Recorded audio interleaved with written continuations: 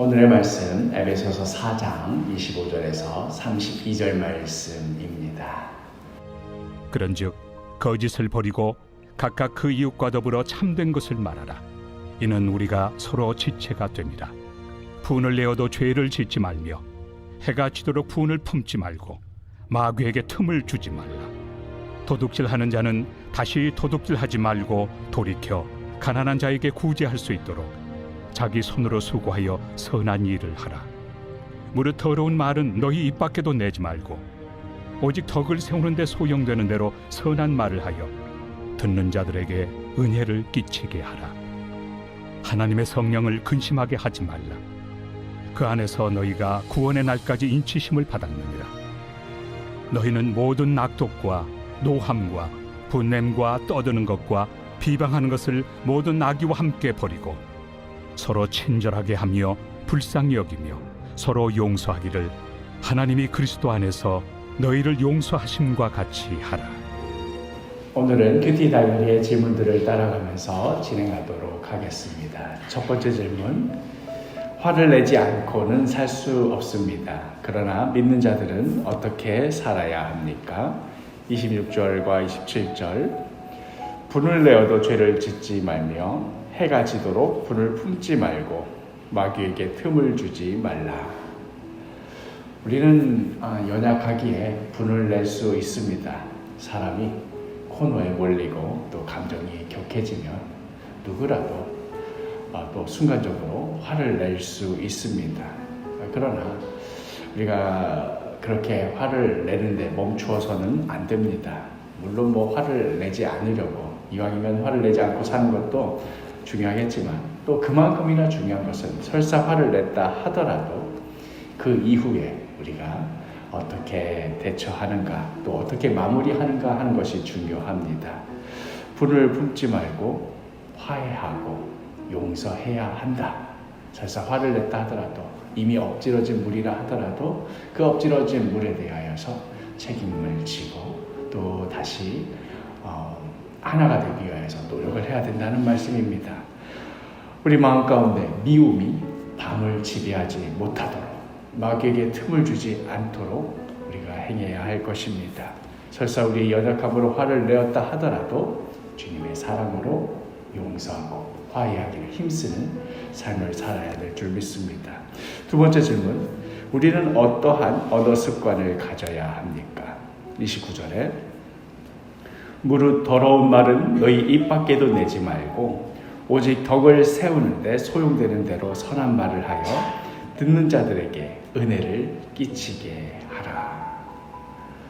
오늘의 이 말씀이 우리가 무슨 고상한 말투를 사용하여라 하는 그런 이야기, 사투리를 쓰지 말라 이런 이야기가 아니라 우리의 언어에 실린 우리 따뜻한 마음, 배려하는 마음, 사랑의 마음, 덕을 세우라는 그런 말씀입니다. 듣는 이로 하여금 은혜를 끼치게 하라는 말씀입니다.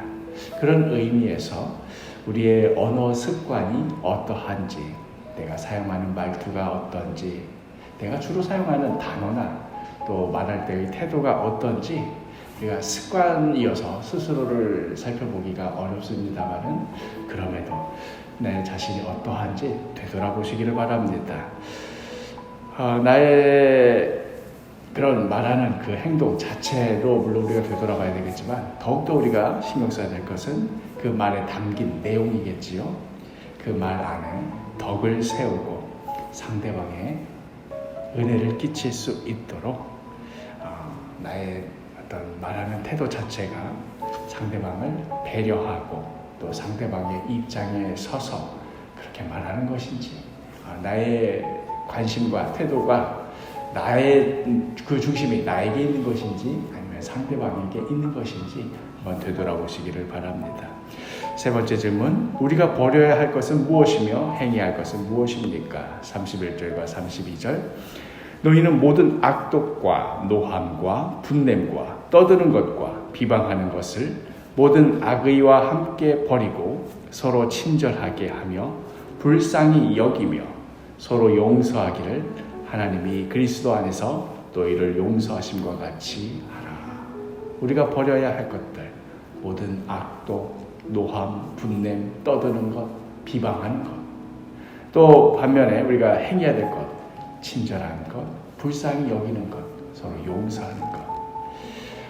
오늘 말씀이 어떤 의미에서 이러이러한 것은 해라, 이러이러한 것은 하지 말라 하는 어떤 교훈집처럼, 어떤 율법처럼 그렇게 받아들여지지 않기를 바랍니다.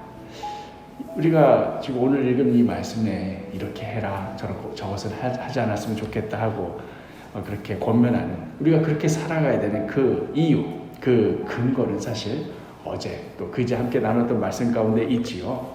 오늘 본문에 처음에 어떻게 시작하냐면 25절에 그런즉 거짓을 버리고 각각 그 이웃과 더불어 참된 것을 말하라.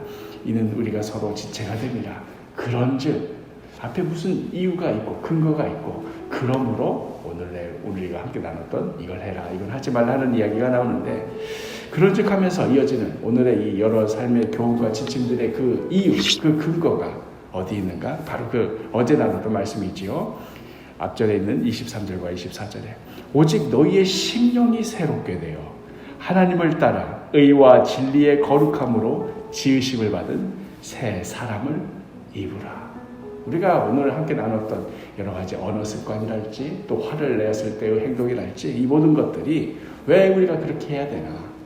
심령이 새롭게 되었기 때문에, 우리가 새 사람을 입었기 때문에, 다른 말로 하자면 우리의 힘과 능력과 지혜로 살아가는 것이 아닌 하나님의 은혜로 우리가 새 사람을 입었기에 이제 하나님의 도우심을 힘입어서 살아가는 방식이, 그런 삶의 모습이 어떠한 것인가 하는 것을 나누는 것입니다. 바로 여기에 우리가 새 사람으로서 살아갈 수 있는 힘과 지혜와 능력의 근거가 있는 것입니다. 마지막 질문, 오늘의 말씀에 비춰볼 때 나의 실제 삶은 어떠합니까? 당연히 많이 부족하지요. 오늘의 말씀 앞에 당당할 수 있는 사람은 아무도 없을 것입니다. 그러나 중요한 것은 지금 내 모습이 어떠한가, 어느 정도 수준인가 하는 것이라기보다는 날마다 내가 새롭게 되어가고 있는가, 날마다 내가 그리스도를 향해 나아가고 자라가고 있는가 하는 것입니다. 부족한 어제보다도 오늘 조금 더 새로워지고 있는가 하는 것입니다. 주님께 지혜를 구하시고 능력을 구하시고 힘을 구하십시오. 그리하여 오늘 하루도 우리 각자가 부르심을 받은 그 자리, 그 현장에서 오늘의 이 권면처럼 화해와 용서의 삶을, 덕을 세우고 은혜를 끼치는 그런 언어를 우리가 나누는, 그리하여 어제보다도 더 나아지는, 어제보다도 더 새로워지는, 날마다 더욱 예수님 닮아가는 그러한 복되고 귀한 삶이 되시기를 간절히 축복합니다.